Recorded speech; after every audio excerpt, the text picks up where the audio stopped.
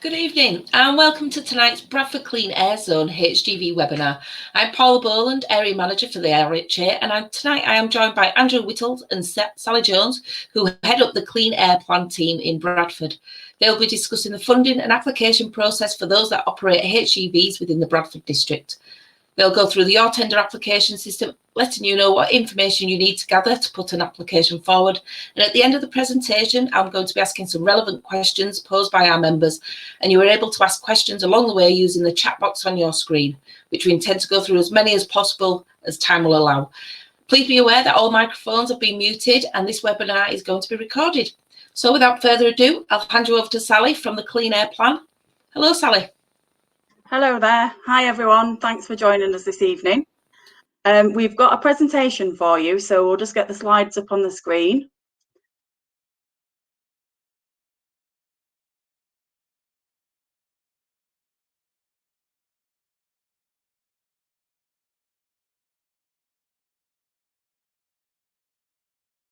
There we go. Hopefully we'll just start from the beginning and you'll be able to see those quite clearly. Thank you, Paul. So Paul's going to be flicking through the slides for us tonight, so bear with us. There'll be maybe little pauses.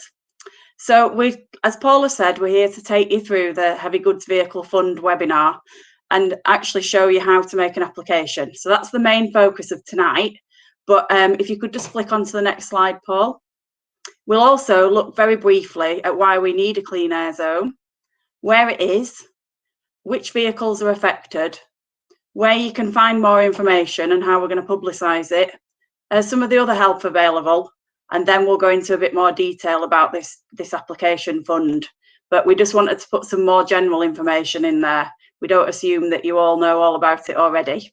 And as Paula said, there'll be an opportunity for questions at the end. Can we have the next slide, please?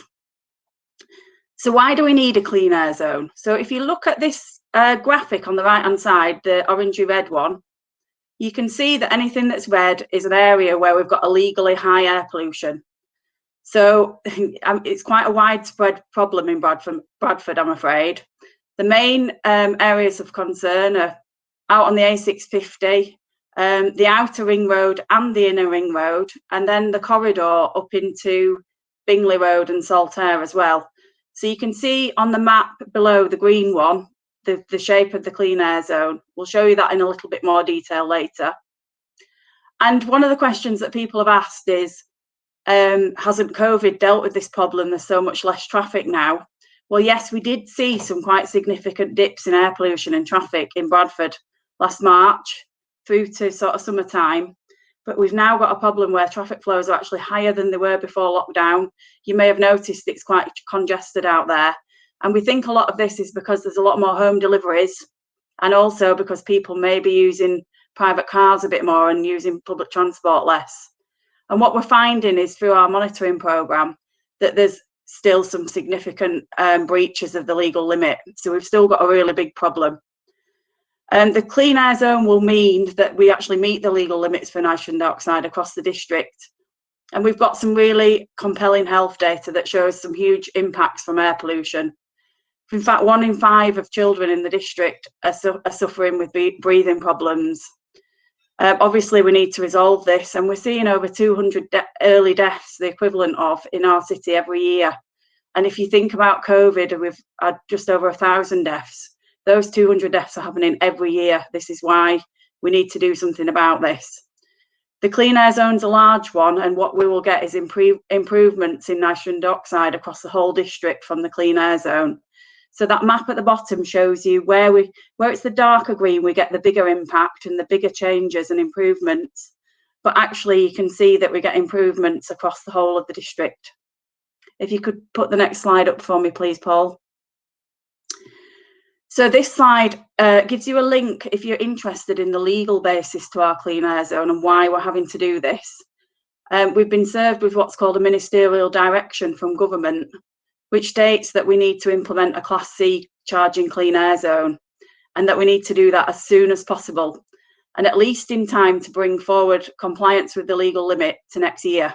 So that means that our annual averages for the whole of next year need to get us below those legal limits. So we need to start getting changes now to achieve that. That link at the bottom takes you to the government's website so that you can see that ministerial direction if you're interested. Next slide, please. So this shows you a little bit more detail, the clean air zone area. As I said, it includes the outer ring road itself and also up the corridor into Saltaire. So all that blue area there is included. And if you go on our website, you can see that if you want to look at it on a street by street basis, you can see that in a lot more detail on the link on the website. The clean air zone will come into operation in January 2022. Next slide, please. So this slide shows you a little bit more about the commercial vehicle standards that we're going to have in Bradford. These are set by government, and we are looking at, for buses and coaches and lorries, the bigger vehicles, a Euro 6 diesel standard is set within the clean air zone framework. The daily charge for non-compliant, these larger vehicles, is £50, and that's a 24-hour period. So it runs from midnight to midnight. For the LGVs and minibuses, there are petrol equivalents. So a Euro 4 petrol is also allowed into the clean air zone, and anything newer than that, and the Euro 6 diesel as well. And the charges for those vehicles are £9 for a day. Next slide, please. So the government is setting up a clean air zone vehicle checker. Now that's already live, and you'll see a link to that further down the slide, the gov.uk clean air zones link. It's already live for other cities such as Bath and Birmingham. We expect that it'll be live for Bradford in September. So you can go on there and put in your registration and check the clean air zone status. Vehicle operators can pay the daily charge through the portal, and they get 6 days in advance on the day and 6 days in arrears. So there's a 13-day payment window for charges. There's also the opportunity to set up fleet accounts, so you're not continually entering information should you need to pay for these charges.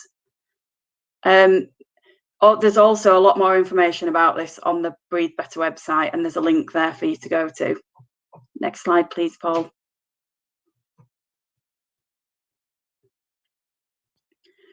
So there's a list here of all the ways that we will go out to publicise the clean air zone, and many of these are already underway. We're going out onto the motorway to make sure people outside the district can see this, and there'll be regional work as well. But we'll be having radio adverts with local stations. We're going out through social media. We've got direct communications with some groups. We're going out through direct mailing to businesses. We're looking at engagement with TV and trade organisations and the press.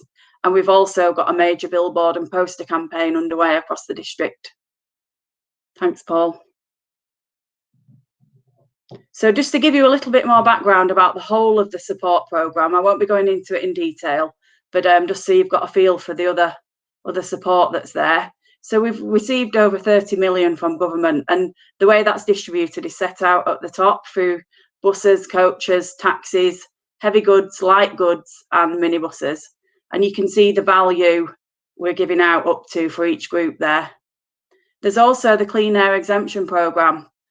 So this is for locally registered vehicles only, and there'll be exemptions of up to 3 vehicles per business. So that could be a HGV or an LGV, but it's a total of 3 per business.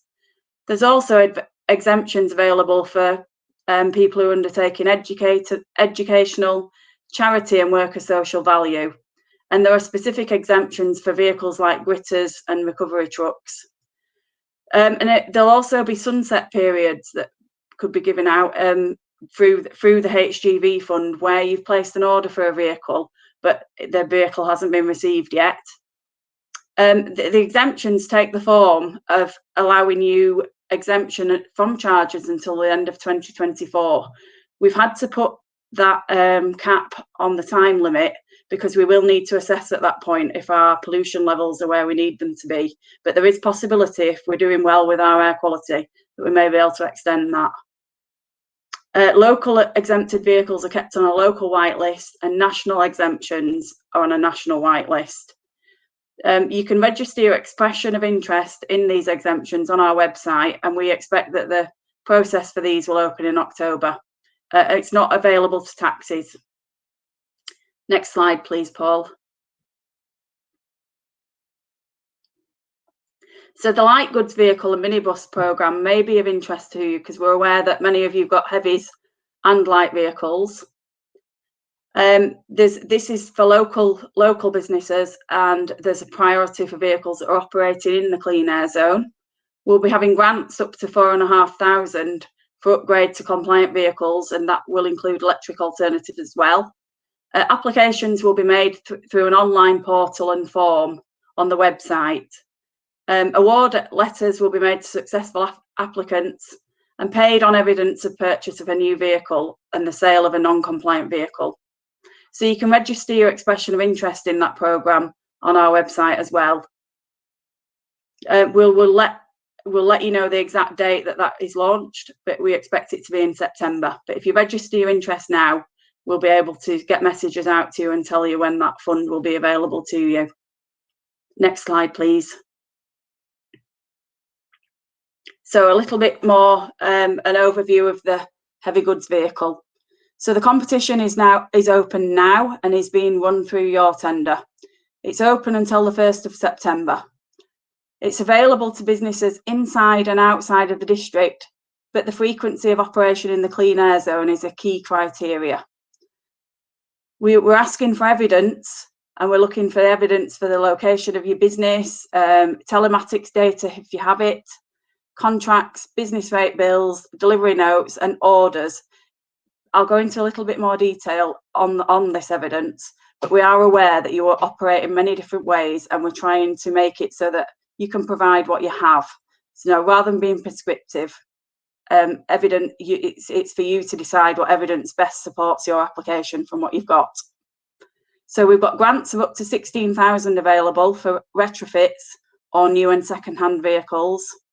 And those retrofits need to be the CVRAS standard retrofits, and there's a link to the information around that within the guidance document. As I said earlier, we've got sunset periods we can look at with you for those where you've got a long delivery lead in, and you will need to register on your tender. We'll go through that in a little bit more detail now. Next slide, please, Paul. So if you're struggling and you're not already on your tender, the link at the top of this slide will be of use to you. So this will take you through the different sections of registering on your tender. So you can click on the how to register, and it shows you on this screen. I'm sorry it's a little bit small here, but over on the right there's a button that you press to register. You're not actually registering through this help, it's just showing you the process. You can then look at the requirements screen, which is just below how to register over on the left. This just tells you what your system requirements are for your computer to use it. It then will take the contact information for you and your company information. And then you'll be asked to describe your business and come up with keywords for what type of business you have. So, for example, if you're a waste company, you may put skip hire, waste management, waste, and different words in there. And that allows the system to find opportunities for you other than this grant application to send out tenders to your company. There's then a terms and conditions tab that will come up, and that is just something basically you need to check through and agree to if you're happy with that. And a confirmation page will show you the totality of your registration. That will go off to your tender. You will get an email back and be able to register on the system. Now, this may seem overcomplicated if it's not something you've done before, but the whole point around this is that we can use it as a compliant way to administer this competition that's compliant with procurement rules, but also that it then gives you opportunity to look at other tenders that are available. We really want all the local companies registered on this system if we can, so that when we're putting out a tender, for example, we've got a scaffolding contract out at the moment, and we know there's a scaffolding company that have registered interest in this fund. We'd like to put the two together and let them see this tender. Local authorities spend £4.5 billion a year just in Yorkshire and Humber and they all use this system. You'll be able to see all the tenders that are going out from local authorities and access those opportunities through this system. So it's good for this fund, but it's also good for business in the longer term. Could we have the next slide, please, Paul? So once you're into the Your Tender system, you will use the link here at the top page and log in. That's once you are in and you've had your email back from Your Tender to get you on.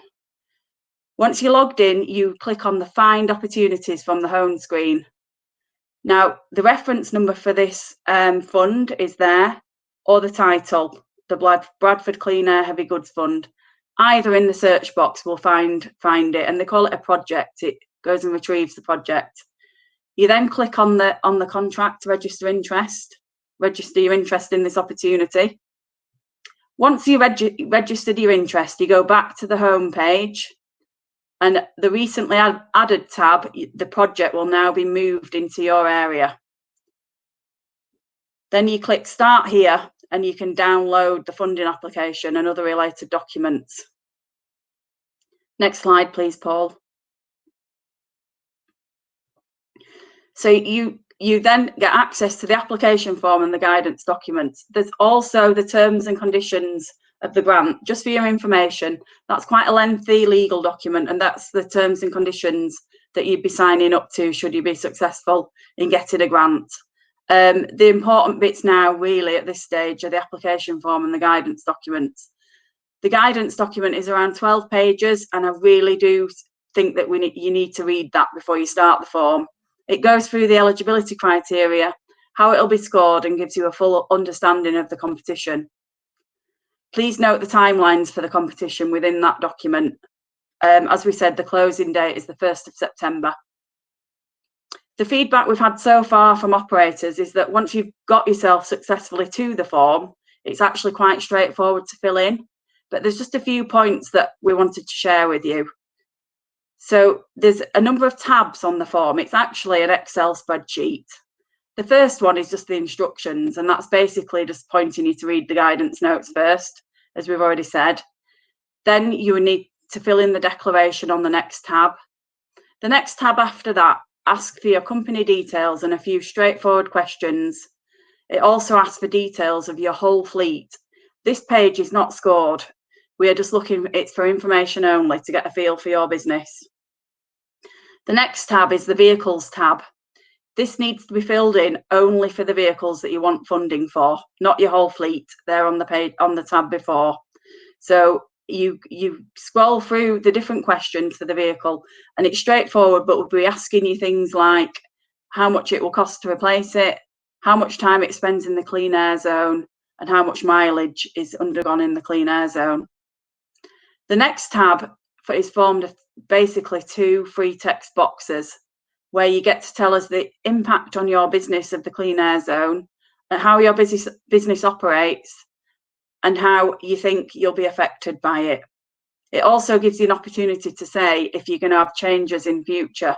So it may be that you are, for example, a skip company that operates every day in the Bradford clean air zone, and then you are saying that in the future you expect that you will be operating just the same and there'll be no changes. Or you might be telling us that you've now got a new contract next year and you're going to be in the clean air zone a lot more than you were previously. It just gives you the opportunity to show if there's going to be any change in the future. Next slide, please, Paul. So then once you've completed the application form, we'll be also asking you to upload to Your Tender the evidence that we discussed earlier. So we've deliberately made the evidence non-specific. As I said, you will all have different ways of giving us evidence of how your business operates and how you're affected by the clean air zone. There are a number of suggestions here for things like proof of your depot address. That could be a rental agreement. It could be utility bills, something from the land registry if you happen to own it, something from company's house, anything that you think best proves where your company operates the vehicles from. We do appreciate this can be different to your office address for the business. The proof of the operations can be things like delivery notes, invoices, orders, perhaps spreadsheets of customers or letters from customers even. There's no right answers to this. Just give us the best evidence you have to support the statement that you've made. We do note that some of the information that you have is commercially sensitive, such as your customers, etc. All evidence will be treated confidentially and handled strictly within our protocols. It will not be appearing on our website or anywhere else. We're going to look after that information, and please feel free to send it to us in confidence. Next slide, please, Paul. So uploading the actual evidence. So you upload them in the same way and in the same place as you do the application form in your tender. And please, can you make sure you clearly label them with the name of the company and the vehicle which they relate to, if that's appropriate. There's a number of valid file types there. You can see basically most file types are accepted by your tender. And the maximum file size that we can take is 1,000 megabytes. So that does give you a lot of scope to submit evidence. We did have a couple of questions around would a month's evidence do, and that's fine. If you can show us a typical month and upload evidence relating to that rather than the whole year, that's fine. Just give us the best evidence that you have. Next slide, please, Paul. So in terms of questions, so far what we've done is ask people to send in their questions through your tender. And this is for transparency, so everyone's seeing the same information, like on eBay when you ask a question about something. What we're going to be doing tonight is we're going to be typing up any questions and answers that are given out and putting those onto the your tender clarification log. We also ask that before you do ask a question through your tender, you do check the clarification log that's on there, as the question may have already been asked. We are extending the deadline for clarification questions to the 20th of August. That's this Friday. So that just gives you a couple of days to familiarise yourselves with the information and then ask any questions you've got. There is actually plenty of evidence on the website at Breathe Better Bradford. We also ask you to have a good look at those pages for the exemptions and other information. Thank you, Paul. I think that is the totality of our slides. So we now would like to take any questions that you have. Thanks.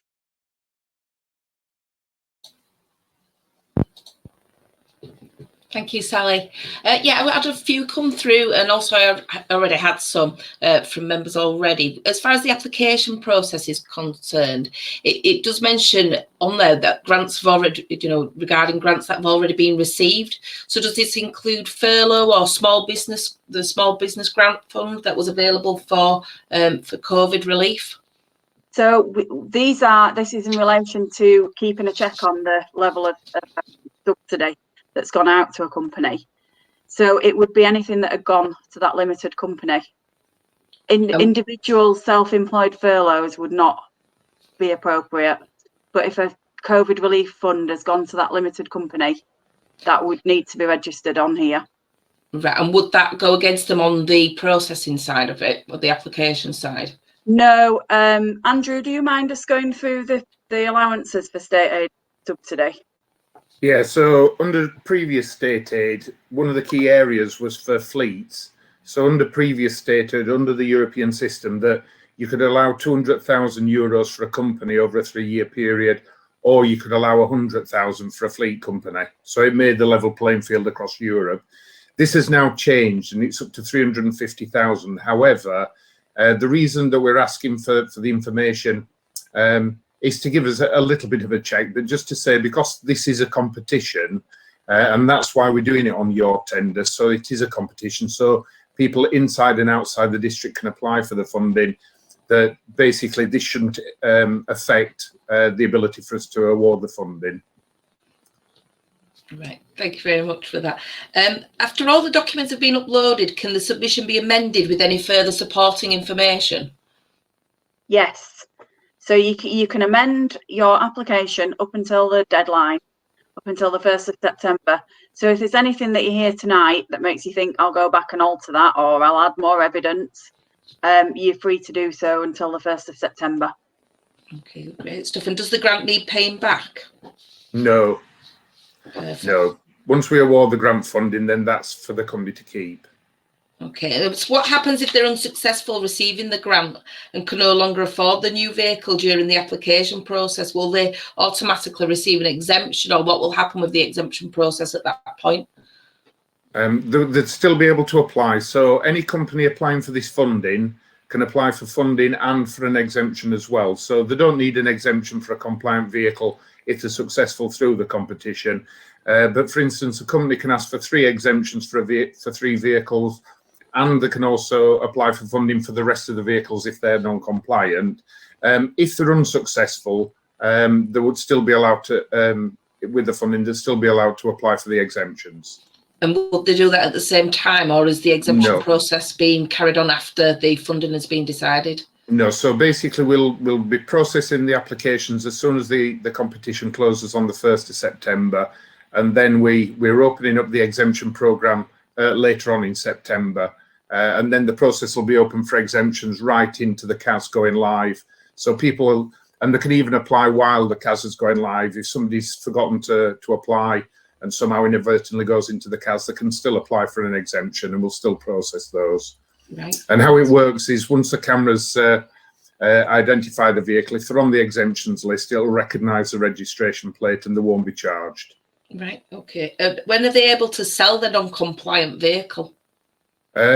Once they've made an application and they're in their application phase, so once they've basically registered their interest on your tender, a company can sell its vehicles. But just to caution that there is no guarantee that a company would receive funding because it is a competition.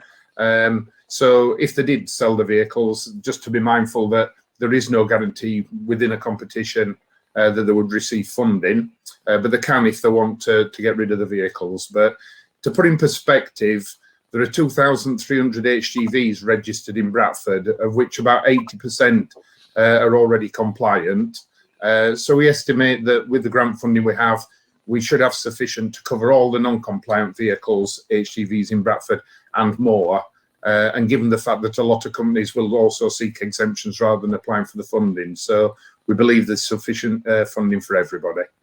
Okay, I've had somebody asking, if you own a vehicle but have them out on rental, can you still apply for funding? Yes, if you can show that they're operating in the clean air zone, yes. If you own the vehicle and the vehicle's been operated in the clean air zone, then yes, you can apply for the funding. Right, okay. And would they have to go through that through the your tender process? Yeah, everybody has to go through the your tender process, and I've seen, obviously, some people may find it, a little bit disconcerting, but it's the way that it's been operated for many years. Leeds operated the same system.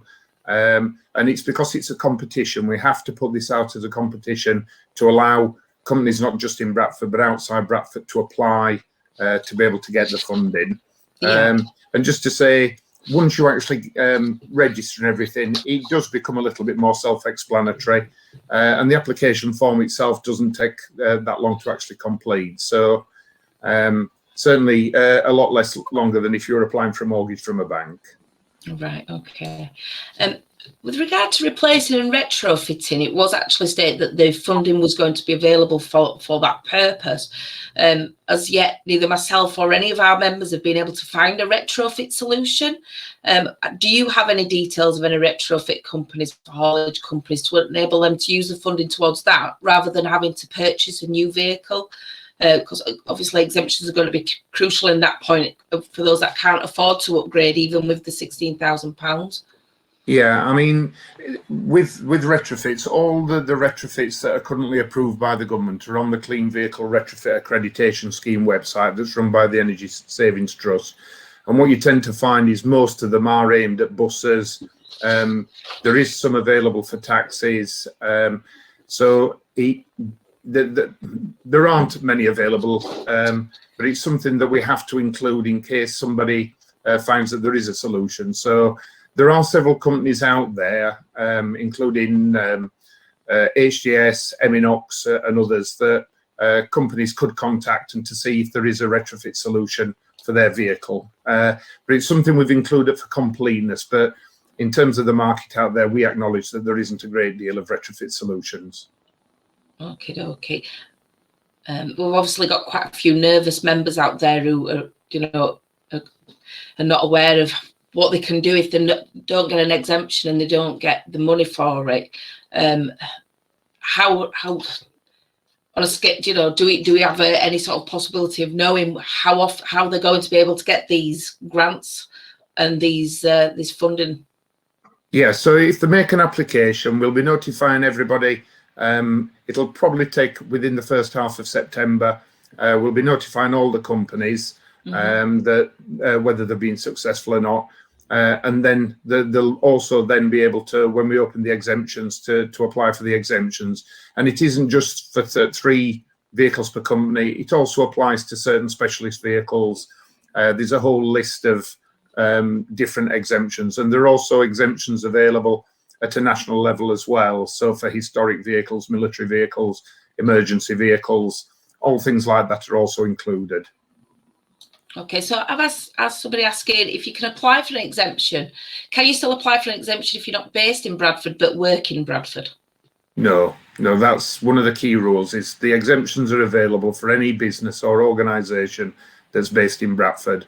Otherwise, you'd be exempt in every country, every company nationally, which would defeat the objective of the clean air zone. So in our analysis, we've taken into account the possibility of exempting local businesses. Just to put in perspective, in terms of local businesses, they actually account for about 8% of HGV movements in the district. And in terms of vans, it's around 14%. So the majority of HGV and van movements in the district are due to out-of-district operators. Right, okay. I've got another member question. When it was decided that the clean air zone was going ahead in April, several members have been proactive and they've purchased an available second-hand Euro 6 truck, knowing that there's going to be less second-hand trucks available down the road. So the rules of the funding appear to exclude trucks that have already been bought since then. They now feel they're being penalised again. So is there a right of appeal, or will you be changing that and allowing people to have purchased vehicles prior to this date? No, I think a lot of people, who are aware of the clean air zone should have also been aware at the time that we've for the past 18 months, as we've consulted on the clean air zone, we've also consulted on the fact that grants would be available. So, if somebody's gone out and bought a truck without waiting for the grant programme, then unfortunately we can't fund them. If we're to retrospectively fund vehicles that were bought last year or the year before, there wouldn't be any funding left to fund the vehicles that need upgrading now. So it's like anything else. If you apply for funding, there's very few funds that are available to pay retrospectively pay somebody for costs incurred. You'd normally got to apply for the funding, receive approval, and then you get the funding, and that's the way that we have to operate. It's £6.4 million worth of public funding, and we have to administrative correctly. But I believe, though, obviously that's slightly unfair for people who have taken that proactive approach, that they've been told that there's going to be a clean air zone. They've also been told that lead times are slow on vehicles currently, and so they've wanted to get ahead of the game, as it were. So I do feel like it is slightly unfair for these people.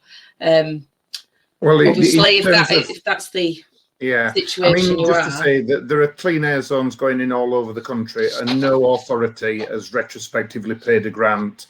So Birmingham, Bath, Portsmouth, ourselves, Sheffield, Newcastle, Greater Manchester, Liverpool, all of them won't be paying a retrospective grant. And with Leeds, I think people knew that the Leeds clean air zone was coming in, and it was the same there. They didn't retrospectively pay a grant. We just, we hope that as people, if they were aware of the clean air zone that was coming in, they should have been aware that there would be a grant programme. So. I've got another member question regarding being classed as an SME. I think we spoke about it on the phone the other day. They currently employ just over 300 staff, but most of them are warehouse operatives. They don't have a high turnover. Will they still be classed as an SME, or do they have to both criterias under 45 million and under 250 employees? Yeah, it's the criteria for an SME, and this is a requirement made by government that they don't want to allow us to spend the money on a company that's greater than an SME. And unfortunately, the criteria is either one or the other. So if they classify under one criteria, otherwise we'd be funding kind of Tesco's and Sainsbury's and all the large companies, so that's a requirement. The funding's aimed at businesses smaller than large businesses. But just to say, out of 17,000 businesses we've got in Bradford, roughly about 16,500 of them are SMEs. Okay. Is there a time limit on the grant if you can't find the right vehicle? So basically, when you put the bid in, under the bids, you will actually specify that what kind of vehicle you're looking to buy and place an order, so that we can basically evaluate that you are looking to buy the vehicle. And so if you've not looked at a vehicle or anything, you could put in the application and say that you're still looking for a vehicle. But really what we need to know is that, you've been able to source a vehicle, really.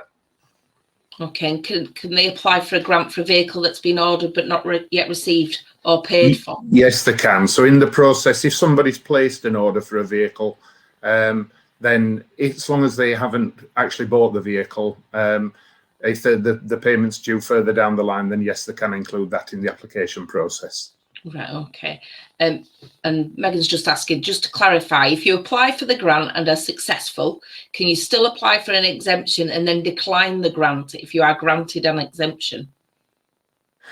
Oh, so just to say, every company will be eligible for exemptions up to 3 vehicles. So we will award the funding based on the competition rules. A company can have that. If then they turn out that they don't want the grant, then yes, they can give the money back, and they can apply for an exemption. And we've fairly, the rules are we can offer 3 exempted vehicles per company, definitely.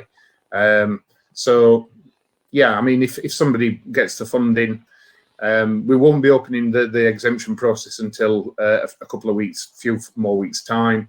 But yeah, if they get the funding and they've got the funding, if they don't need the funding, then yes, they can award the funding back. Right, okay. I think we may have covered this one already, but Sue's asking, can we purchase replacement vehicles now and still get help towards the cost? I think we've covered that, haven't we? Yeah, so yeah, if you're purchasing vehicles now, then yes, the grant's available to help cover those costs. And does it have to be a new vehicle, or can they get a second-hand vehicle with the grant? It can be a second-hand vehicle or a new vehicle. As long as it's, in terms of HGVs, the minimum standard is Euro 6 diesel, but it can be gas, it can be biomethane, it could be electric, it could be any kind. It's a technology-neutral competition, but they can, as long as it's a Euro 6 equivalent standard, then it's compliant. Okay. So Megan's asking, as a sole trader, what if you get the £16,000 grant but can't afford the loan that will be needed to buy a replacement vehicle? Is there any other additional support available for the sole trader or a small business? No. So the grant level is actually set by the government. We sort of like, we have to put in a business case to get the number of grants available. But the level of grant at £16,000 is set by the government, and it's the same level of grant that's provided to all clean air zone authorities. If somebody's a sole trader and they can't afford to buy a vehicle with the 16,000, if they've got less than 3 vehicles, then they can exempt the vehicles and they won't have to pay any daily charges. Right, okay. And Lisa's asking, if you've put a deposit down on a vehicle but not yet paid anything else or taken delivery, can these be used in the claim? Yeah, they can still apply for the funding. Brilliant. Okay.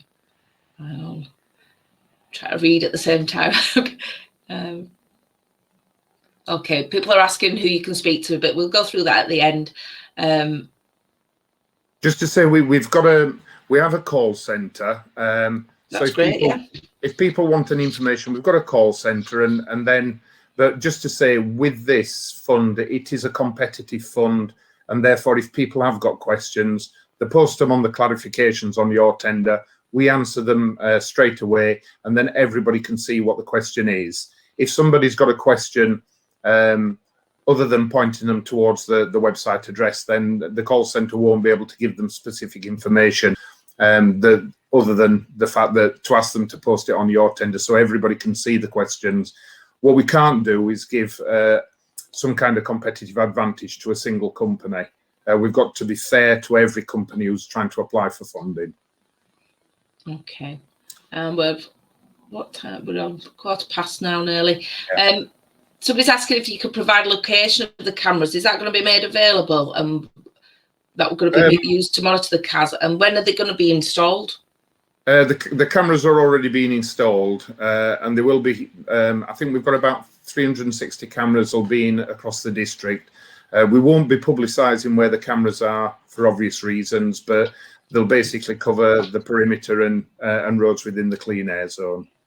Right, okay. Right, so back to the application. How long after registering an interest do you receive a response that registration has been successful? Now, I believe that obviously registering an interest, maybe they mean registering on the contract on your tender.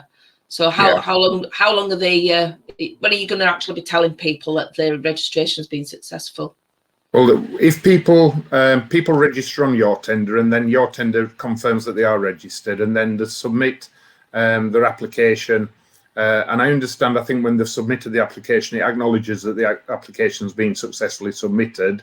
And then once we process on the 1st of September, we then open all the applications, and we should be able to notify everybody within roughly about a 2-week period afterwards, depending on the number of applications we receive. All right, okay. On the uploading information on the replacement vehicle orders, it can't be seen anywhere on the evidence sheet currently. Somebody's trying to do that on the application and unable to see it.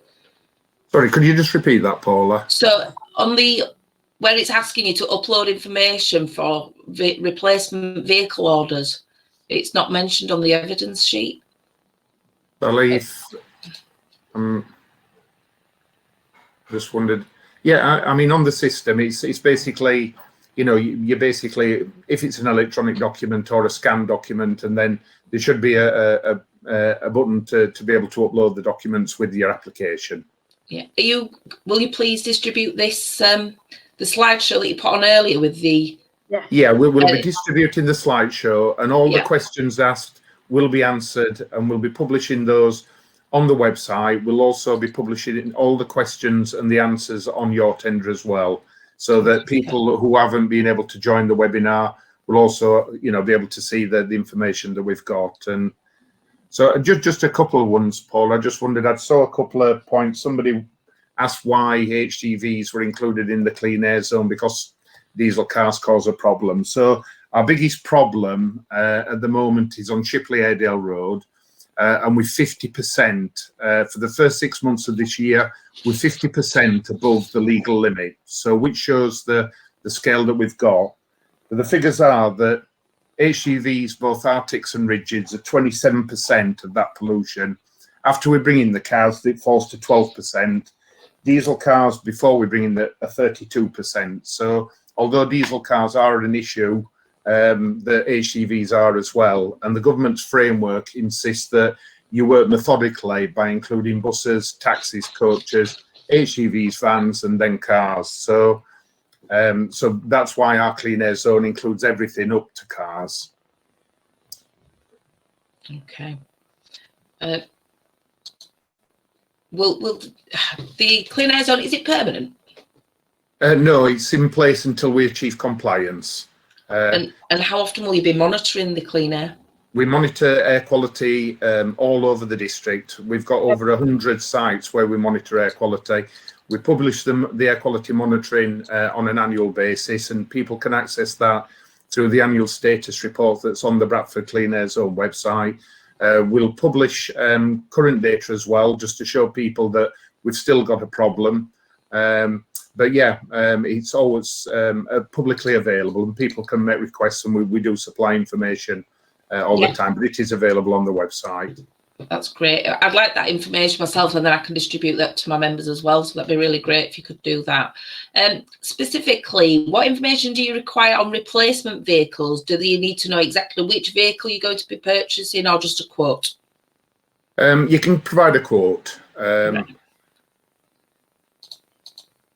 Yeah, that's great. Yeah, you can put an provide a quote, and application. then what you do is once you've sourced your vehicle, put your order in. You then basically let us know which the vehicle is, and then we pay the grant once you've actually purchased the vehicle. Okay. I'm getting asked, if you buy a new vehicle but you find the lead time's too long, and then you find a second-hand vehicle comes along, you think, right, I want that.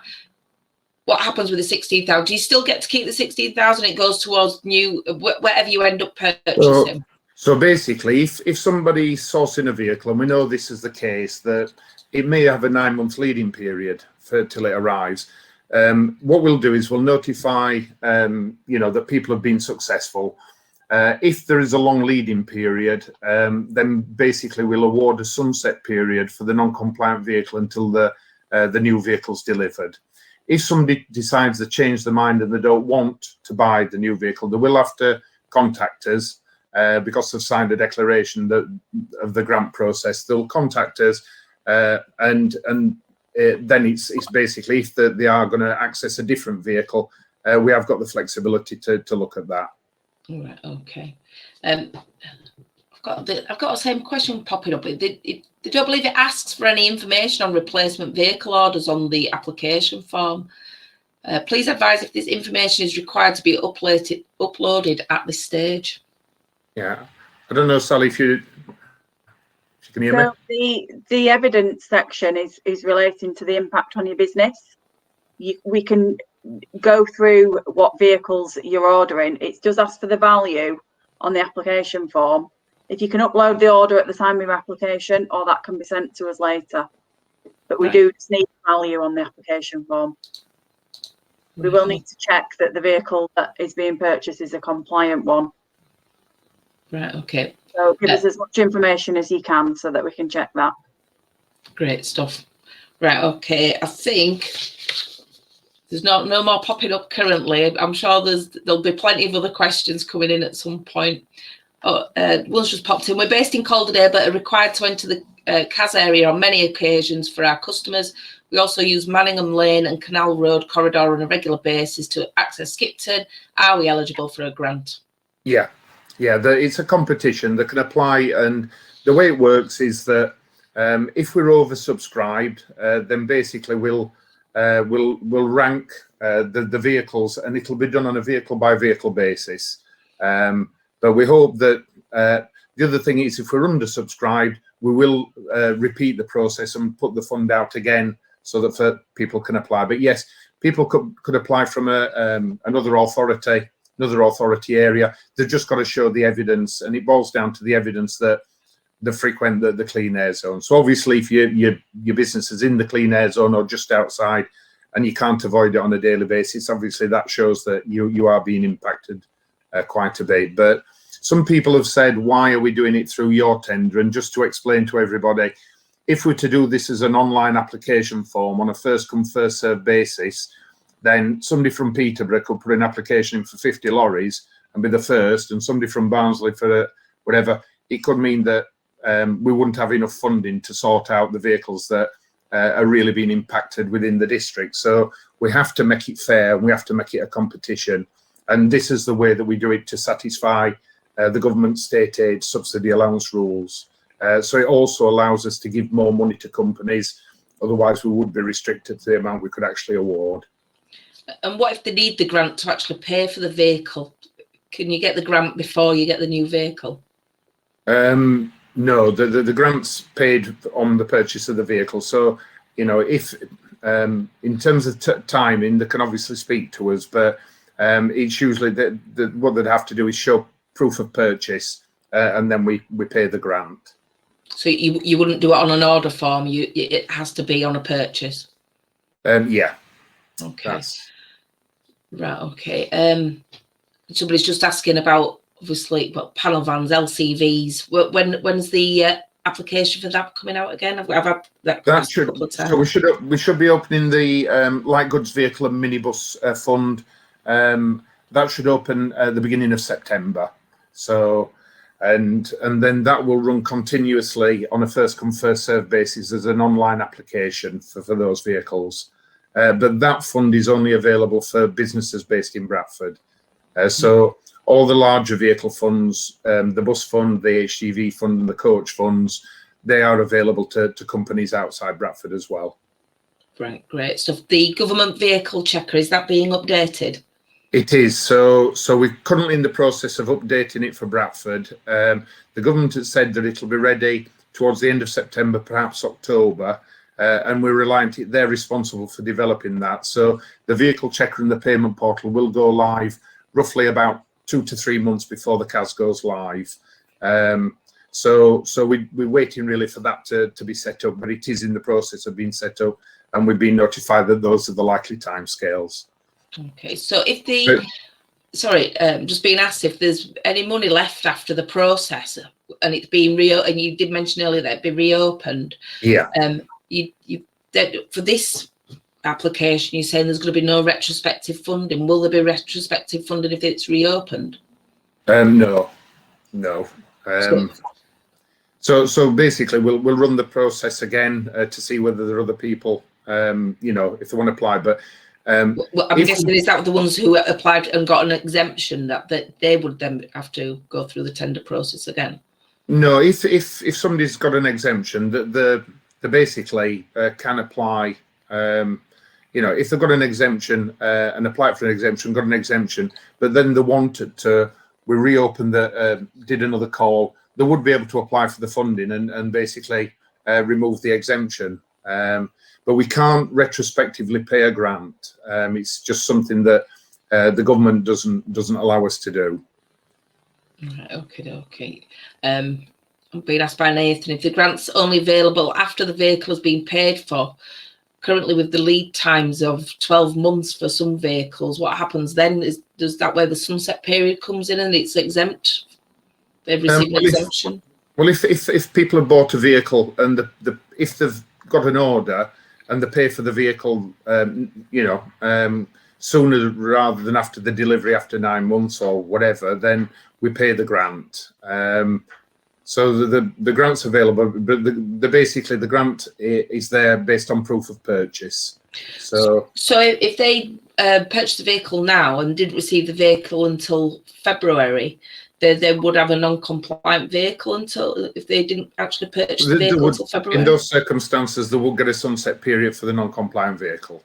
So right. So if you've got the grant and you said I'm replacing this vehicle, the vehicle that you're replacing would get a sunset period until your alternative vehicle your delivery came. But they wouldn't have possibly purchased the vehicle at that point. It would only be on order.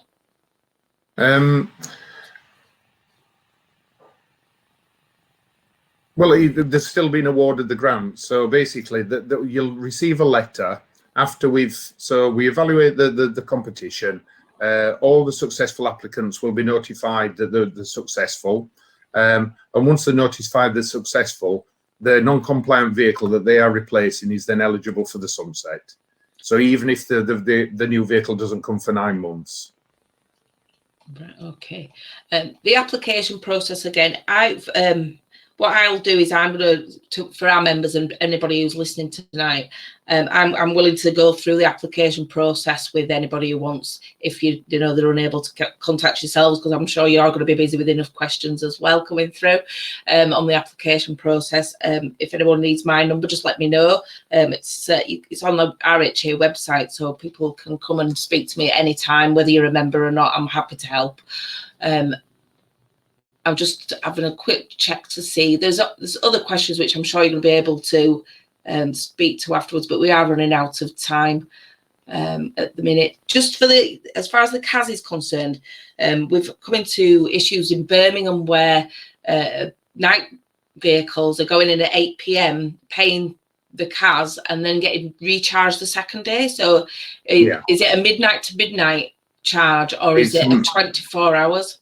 It's a midnight to midnight charge, and that's the way that the government's vehicle checker and payment portal is set up. It's on a daily charge, and unfortunately, we do understand that people, working nights go in and then come out. but it is based on a daily charge. People can go in and out on a daily basis as much as they want. I've also seen a question, people pointing out, how will vehicles be checked? So the vehicle checker, the cameras will basically identify vehicles. They'll go through the DVLA database. Where we have any foreign overseas lorries that come in, we'll also check those. If we can't get the details through DVLA, we have a recovery company that then will pursue them to seek recovery of any charges they should have paid if they were non-compliant. Right. Okay. Well, like I said, there's plenty more questions going. We could be here all night with that. But thank you very much for your time. It's been really helpful. Like I said to everyone tonight, you're able to contact me. If you look at the Bradford Breathe Better website, and is there anywhere else that they can go to? You've got the call centre coming up. Is that right, Andrew?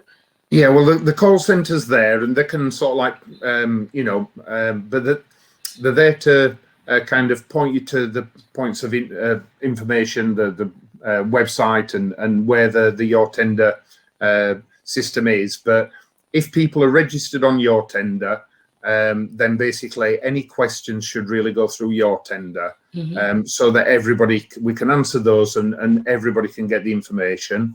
All the questions that have been asked tonight, we'll go through all the questions, we'll provide an answer to them where it's needed, and we'll post that on the website, but we'll also post all the questions and answers on Your Tender as well, so everybody can see, even if we've not been able to answer a question tonight or we haven't had time, all the questions and answers will be posted.